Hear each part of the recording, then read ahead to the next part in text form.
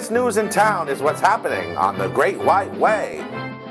With new shows galore and a cavalcade of stars descending on Gotham, Broadway is Boomtown.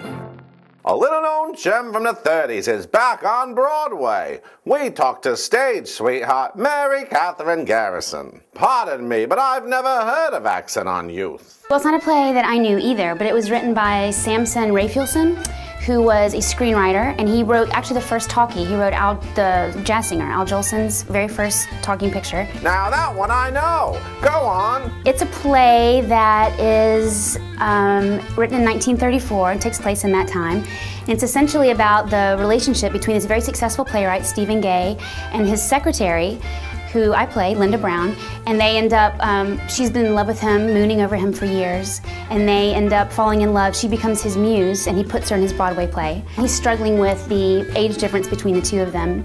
And meanwhile, the leading man in the play that she's doing falls in love with her too. So it's a bit of a love triangle. A love triangle? She must be something else. When you first meet her, she's very mousy, and she basically goes through, becomes a butterfly. She becomes a Broadway star and falls in love, and she essentially goes from a mousy young girl to a self-possessed woman. Do you like your leading man?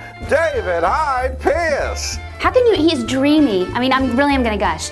He is so attractive in so many ways. He's so generous as a person and as an actor.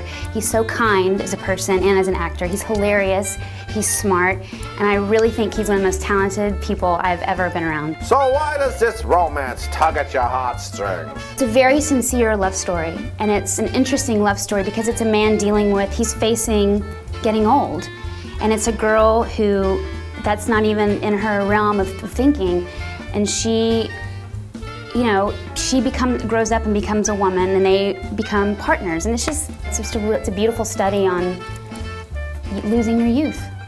See Accent on Youth at the Samuel J. Friedman Theater.